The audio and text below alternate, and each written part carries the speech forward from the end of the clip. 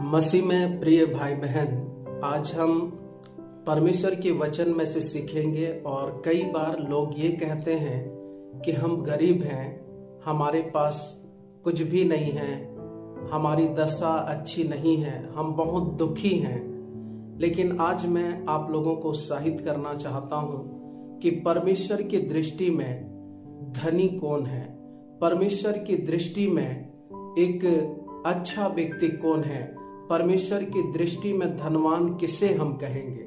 हम संसार की दृष्टि से जब देखते हैं तो हमें पता चलता है कि जिनके पास धन है, जिनके पास गाड़ी है, बंगला है, पद है, प्रतिष्ठा है, हम उसे धनवान कहते हैं। और ये संसार की दृष्टि में देखा जाए तो गलत नहीं है। ये सारी चीजें अगर किसी व्यक्ति के पास है तो हम भी उसे मानते हैं कि वो व्यक्ति इस संसार में बहुत बड़ा धनवान है, वो धनी व्यक्ति है। लेकिन परमेश्वर की दृष्टि में अगर देखा जाए तो धनवान कौन हो सकते हैं, वो व्यक्ति कौन हो सकते हैं जिनको हम परमेश्वर की दृष्टि में देखें, वचन के आधार पर देखें और हम कहें कि सचमुच में ये व्यक्ति धनवान है, ये धनी है। क्योंकि आपको पता है कई बार आप ऐसे बोलचाल में सुनते होंगे कि इनके पास धन तो नहीं है लेकिन ये प्रेम के धनी हैं, ये व्यवहार के धनी हैं, इनके जीवन में सांसारिक चीजें नहीं हैं लेकिन इनके पास बहुत ऐसी चीजें हैं जिसको देख करके मैं और आप आकलन करते हैं कि ये सचमुच में एक धनी व्यक्ति है। तो हम परमेश्वर की दृष्टि में कैसे धनी बनते हैं, मैं उन बातों को बताऊंगा।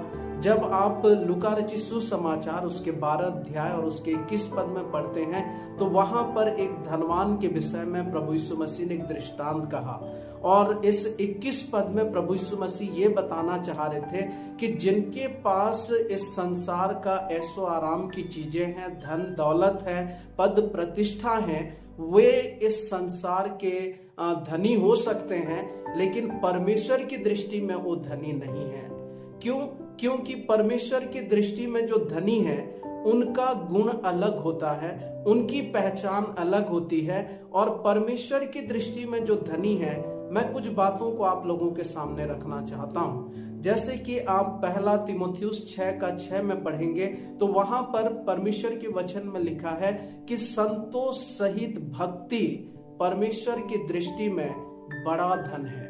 वो एक परमेश्वर के लायक है, परमेश्वर की दृष्टि में वो बहुत बड़ा धन है कि मैं और आप जब भक्ति करते हैं तो उस भक्ति के लिए हम डिमांड नहीं करते, परंतु उस भक्ति को संतोष सहित हम निर्वाह करते हैं। और उन बातों को जब परमेश्वर देखते हैं तो परमेश्वर हमारे उस भक्ति को देख करके हमें एक बड़ा धनवान व्यक्ति के रूप में देखते हैं। आज बहुत सारे जगहों में भक्ति करना व्यापार का जरिया हो चुका है, लेकिन आज मैं आपको उत्साहित करना चाहता हूं कि आप भक्ति करते हैं, परमेश्वर के यीशु मसीह की भक्ति करते हैं तो आप अपनी भक्ति पर ही संतुष्ट रहिए, क्योंकि उसका मूल्य परमेश्वर की दृष्टि में बड़ा है।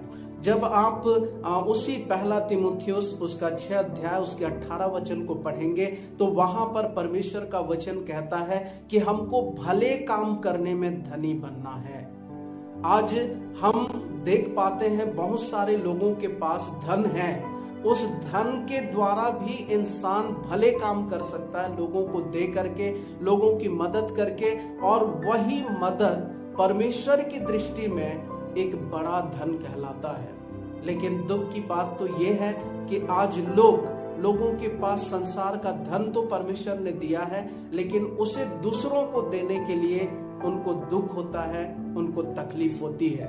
लेकिन परमेश्वर इस बात को बताना चाहते हैं कि हमको भले काम करने में दूसरों के लिए हमें एक सहायक बनना है, भला काम करना है। जैसे कि हम किसी के काम आ गए, किसी को हमने ड्रॉप किया, किसी को हमने कपड़े दे दिए, किसी के लिए हमने कुछ अच्छा काम किया, और जब परमेश्वर ऐसे कामों को देखता है, भले कामों को, तो परमेश्वर उसको अपनी दृष्टि में धन समझता है। और जब आप इस संसार में रहते हैं और भटकती हुई आत्माओं को, जो नरक की ओर जा रहे हैं, उन आत्माओं को बचाते हैं, तो वो भी परमेश्वर की दृष्टि में बड़ा धन है।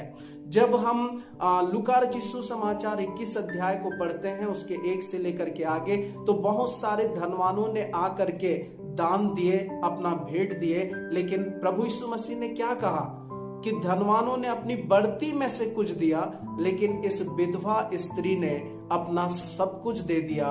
कहने का मतलब ये है कि उस विधवा स्त्री को परमेश्वर ने वहां पर धनवान बनाया। उस विधवा स्त्री को यीशु मसीह ने वहां पर बड़ा धनी कहा, क्योंकि उसने अपना सब कुछ दे दिया। और उससे भी बड़ी बात, जब मैं और आप परमेश्वर की दृष्टि में धनी होना चाहते हैं, तो आप इस वचन को बार बार पढ़िए, बार बार अपने जीवन में लागू कीजिए, क्योंकि अगर हम इस वचन के अनुसार धनवान नहीं हैं, तो हमारे पास इस संसार का कितना भी धन क्यों ना हो, हम परमेश्वर की दृष्टि में धनी नहीं कहलाएंगे।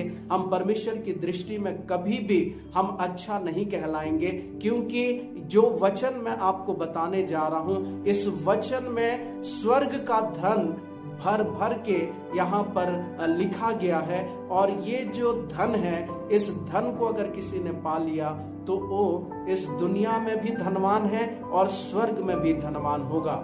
गलातियों 5 अध्याय उसके 22 और 23 वचन को जब आप पढ़ेंगे, तो वहां पर लिखा है कि हमको किन बातों में धनी बनना है। परमेश्वर के वचन में लिखा है, आत्मा का फल प्रेम, आनंद, मेल, कृपा, भलाई, विश्वास, नम्रता और संयम है। ये स्वर्ग का धन है। इस धन को अगर किसी ने पा लिया मेरे प्रिय भाई बहन, तो वो सबसे बड़ा परमेश्वर की दृष्टि में धनी बन जाता है। इसलिए इस संसार के धन को पाने के लिए परिश्रम न करें, इस संसार के धन के पीछे न भागें, क्योंकि संसार का धन हमेशा हमें लड़ाई और झगड़ा करवाता है, अशांति को लाता है। लेकिन जो परमेश्वर की ओर से मिलने वाला धन है, जो हमने गलातियों में पढ़ा, इस धन को अगर हमने पा लिया, तो मैं कहता हूं और परमेश्वर का वचन भी ये कहता है कि उस व्यक्ति को किसी भी प्रकार का कोई अभाव नहीं होगा। इसलिए हम स्वर्गीय धन के पीछे जाएं और प्रभु की दृष्टि में धनवान बने। और जब प्रभु की दृष्टि में धनवान बनेंगे, तो परमेश्वर हमको और भी जिम्मेदारी देंगे, और भी हमें आशीषित करेंगे, और इस संसार का भी धन भी देंगे, और स्वर्गीय धन से भी हमें आशीषित करेंगे। मैं विश्वास करता हूं कि हम परमेश्वर की दृष्टि में कैसे धनवान बनते हैं, आपने इस वचन के द्वारा सीख लिया है। और आपसे मैं विनती करना चाहता हूं कि आप भी संसार की दृष्टि से धनवान न बने, परंतु परमेश्वर की दृष्टि में धनवान बने, क्योंकि परमेश्वर की दृष्टि में धनवान बनेंगे तो हम हर जगह आशीषित होंगे।